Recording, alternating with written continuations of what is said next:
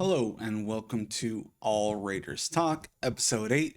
This is going to be John Spytek's pre-draft interview breakdown. And with that said, I am your host, Hunter. I'm just a fan of the Raiders. I enjoy talking Raiders football, so hope you enjoy the conversation. And if you are watching on YouTube today, thank you for watching. You can also listen via podcast, via Spotify, Apple Podcasts, or wherever you listen to your podcasts. If you're listening on audio only, you can find me in video form on YouTube at All Raiders Talk. I'm also on Twitter, X at All Raiders Talk as well. So with that said, let's go ahead and we're going to get into today's topic today, which is going to be John Spytek's pre-draft interview. So if you're watching a video, let me go ahead and transition here. Okay, so John Spytek had a pre-draft interview. There was a few different kind of notes I kind of took along here. You can kind of see the notes kind of on the screen. I'll go ahead and read them out as well, just in case you're just only listening here.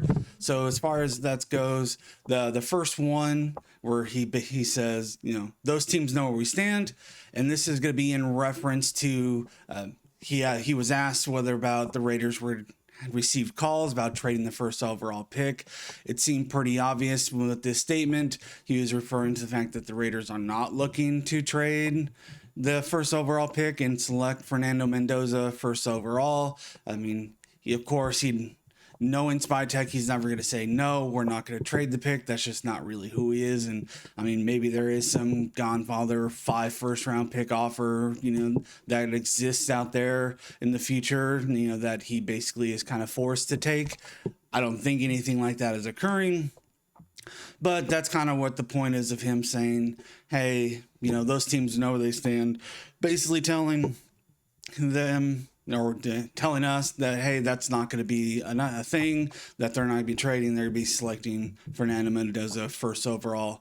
I think everyone kind of expects that too. I mean, who doesn't expect that at this point? That's going to be kind of where things started.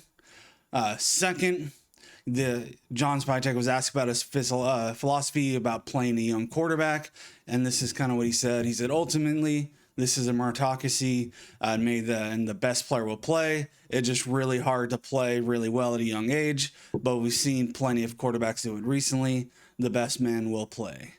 So with this kind of referencing, especially the philosophy recently, or philosophy that Spytek, Kubiak, and Tom Brady have talked about, which is, wanting a rookie quarterback to sit and letting a veteran kind of lead the way as a rookie.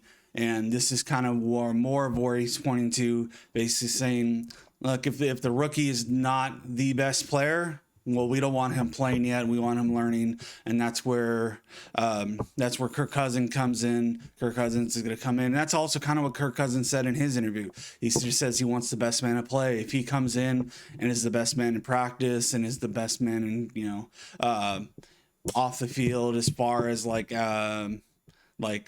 coaching or not coaching, but as far as understanding the playbook and everything, then he wants to be the one on the field, and that makes sense. And that's kind of what John Spytek is really saying here. He's saying, look, if Fernando Mendoza comes in and just blows everybody away and is easily the best quarterback on the field as far as for practices, for preseason, in the actual quarterback room, then that's going to be who's going to play, and that'll be Fernando Mendoza as far as kind of getting into this. But this allows them to take things as they need to. You don't want necessarily the quarterback to be thrown in the fire. I know we all believe our offensive line is going to be better this year, just with better coaching or having any coaching, for instance. But if the O-line is just awful again, then do you really want to throw a quarterback in there and just get him absolutely killed so often? I mean, teams have done it. I mean, we saw Drake May do it and get absolutely killed and still come out to be a great quarterback. So, that's not necessarily like a total 100% a limiting factor, but that's just something you have to think about, is just is the team around him ready? And that's part of what the rest of this draft has to do, is get him ready in order to play and see if he's going to be the actual best solution there. So that's kind of as far as what John Spytek had to say about, playing a young quarterback. I do still think Kirk Cousins will be the actual starter. I still think he's going to be the one who's going to be on the field day one. But it'll be interesting to see how far or how long it takes for Fernando Mendoza to actually play this season. The next, it's going to be, Spytek actually kind of brought this up partially on his own, but he actually mentioned the safety room, and he said it's something we got to attack. I'm glad the class looks the way it does.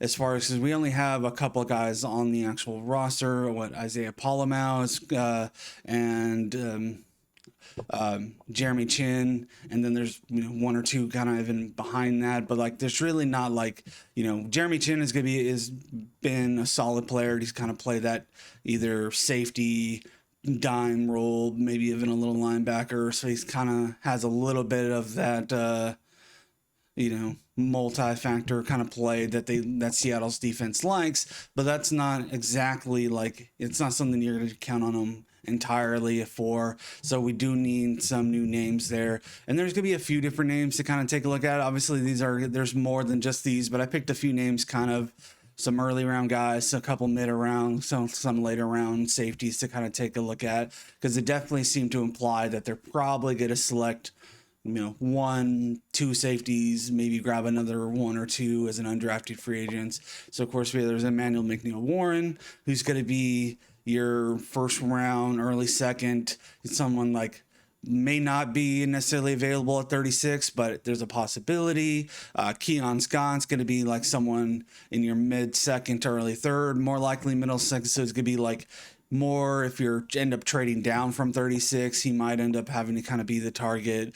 Once you start getting around 3 and 4, that's when you get like Bud Clark out of, what is it, TCU, BYU. My apologies, I'm mixing up there. And then Kamari Ramsey out of USC. That's where you kind of have a little bit more mid-round safeties. And then once you start getting more 5, 6, and 7, Michael Taft, Bishop Fitzgerald, and Cole Wisniewski are like 3 other kind of later kind of safety names that I would definitely take a chance on, and guys who I think are going to be a great fit, for the team and would be able to do well for us. So that was going to be kind of Spytek's kind of second quote there. As far as the third one of kind of note, he said offensive linemen are sexy as hell. And I can't necessarily disagree with you there. Having O-line is going to be super important. We obviously saw what happens when you don't have an O-line that plays up to their skill level. And we need to make sure we have an O-line if we're going to protect Fernando Mendoza and have him be successful in the NFL. So, obviously we have Colton Miller, we have JPJ, we have Tyler Linderbaum, Charles Rogers, and DJ Glaze. And then if you want to go ahead and add Charles Grant as well. So those are kind of like 6 actual names. Technically Jordan Meredith is still there as well. So those are 6, 7 names on the O-line. Chances are we may look at additional ones this draft, and that was kind of also maybe implied. It didn't necessarily say that like, hey, we're going to draft one, or hey, like we're going to look at one at 36. But it is something that they did mention. So there's just kind of a few early names, probably first, second, third round guys that I've kind of that I kind of like. So of course you have Caleb Lomu. If you want, guard tackle, Blake Miller, if you want a right tackle, Max Conahair, if you want a right tackle, Caleb Tiedemann, left tackle, right tackle, Markel Bell, right tackle, Isaiah World, left tackle, right tackle, Emmanuel Pregnon is going to be more of a guard, Jennings Dunker is going to be more of a guard, but maybe he can be a tackle, Jalen Farmer is probably more of a guard, and then Caden Barnett is going to be more of a guard. So depending on kind of where they think they need development, or where they need additional bodies for the offensive line, that would kind of be where I would take a look at as far as in the kind of the early rounds, a few names that I think are really good there. And then as far as here, Spytek also talked about trading. He was asked about trading a couple different times, and he said, "We are open to all options. I didn't think we would trade down twice in the second round last year, but we thought the offers we got were too good to pass up." So the Raiders traded down twice last year. And that's how they end up with Jack Besh late in the second round. I believe that was pick 58, and they acquired two late round thirds, and that's where they ended up getting Charles Grant and Caleb Rogers there. So, and I think that was honestly, like, I'd love that specific, option. I would actually personally, I would trade down more. I mean, I would try to trade down from 36, see if we can get another third round, see if we can get a third and a fifth, or I mean, even a fourth and a fifth, or however it needs to do, whatever's going to be a good value. I would trade down as many times and take as many swings to the bat, just because, I mean, even some of the best drafters in the actual NFL, as far as GMs go, they have like a 30 to 40% success rate. If you get 3 starters out of a draft, that's considered a great draft. So the more chances at bat, the more chances to actually select a player who could potentially play a role. I think that's kind of really, in my opinion, that's kind of my philosophy as far as drafting goes. Like, obviously you can't pass up everything. Like, I personally wouldn't trade Fernando Mendoza for 4 first round picks. I mean, I know some would. I know some people would probably trade him for less than that. And I mean, that's a valid opinion, just like, mine as well. But it's just something where, outside of a few specific situations, I would much rather just kind of trade down as many times. And that's kind of what Spytek is saying. He's like, look, if the right offer comes up to move up, we'll do it. If the right wants to move down, we'll do it. We'll do whatever. It just has to be the right deal on the table. And they said, like I said, it was too good to pass up, and that's kind of why they decided to go that route last year. But I do think we're going to end up moving. I think we have 10 draft picks currently. I do think we'll end up moving around a little bit. We'll probably end up with 11 or 12 total, and just gathering just a little bit more and filling. Just because right now I think after the drafted picks, we'd end up having 15 to 20 undrafted free agents, which is about right, but I think it's possible that may get a few extra dudes in there just to kind of really lean on that youth and kind of let Kubiak kind of develop and their staff develop the younger players to kind of fit his specific system. Then we had so as far as they were asked kind of about the board and about whether or not everything is kind of set where they are. So this is kind of where Spytek goes, the players are generally in the right place, right spot. We're going to take all the information that we have and continue to take in information on total evaluation of these players. So that's if they asked if their draft board is done. So, which is kind of expected. I mean, everyone, the draft board is kind of where it's at this specific point. We're not really going to be seeing big movements. I mean, unless there's something the getting a DUI beforehand, or their arrests or anything like that. I mean, the play on the field's been done. All the makeup workouts have basically been completed. So the only things that are really changing are just some minor things, unless there's off the field issues or anything that cause any player to specifically to fall. So the board is going to be pretty much all set. And then also have kind of a bonus one here. Spytek was asked about Jack Besh and Dante Thornton, especially because the Raiders have had so many pre-draft visits with wide receivers. So he was kind of asked about Jack Besh and Dante Thornton, since they also didn't play necessarily a whole ton last year. And he kind of also had this to say, 2 guys that have spent a lot of time in Vegas when they could be elsewhere, 2 guys that are determined to make most of their opportunity that they have in front of them. Fairly generic statement, but it is saying that they are in Vegas and they are working out and they are doing everything they can to be the best players, and that's kind of expected. I mean, especially this time of year, I do still have some high hopes for Beck and Deontay Thornton. Beck, I think, is going to have a better chance to be a more immediate impact, while Deontay Thornton still is a little bit more development, just because he has to he has to really develop a route tree, especially in Kubiak's system. It's going to be more important that he kind of has that full route tree if he's going to be able to see the field a lot there. But Jack Best, as far as he's going to be a good blocker, so his way to the field is going to be much easier than some other players who have opportunities. Being able to be a good blocking wide receiver is a very underrated aspect, and it's also something that Kubiak definitely values in his offense. So Bex is going to have a great opportunity to kind of see the field as far as the most opportunities, but don't knock DeAndre Thornton. I think he's still coming along.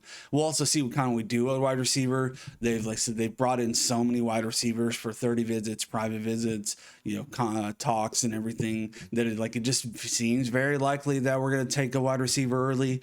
I mean, most of the wide receivers we talk to are ones that we may be seeing that are not even likely to be there at 36. There's a lot of them that are going to be in that pick 20 to 40 range. So it's something where they really are hinting or really showing that they're looking at a wide receiver pretty early. Now, maybe that's just a smoke screen, but when there's so much smoke, there's usually fire. So it'll be really interesting to kind of see what happens and everything from here. So with that said, that's kind of like a breakdown of some of the questions I saw, or the actual statements that John Spytek made. As far as kind of what we're kind of looking at for the future, I'm going to be planning on doing some more draft breakdowns. I do also plan to do another 7-round mock draft. I don't know if that's going to be the next video or the video after, but that's kind of what I'm kind of looking at doing. There's just a couple more draft breakdowns and another at least one more mock draft before next Thursday, which is when the NFL draft starts. So with that said, I just want to thank everyone for listening, or thank you for watching. Like, comment, subscribe. It's appreciated. Tell me if everything's great. Tell me if it sucks. Give me any feedback. I appreciate everything here. So with that said, till next time, everyone, talk to you later. Have a great day and a great week. Take care.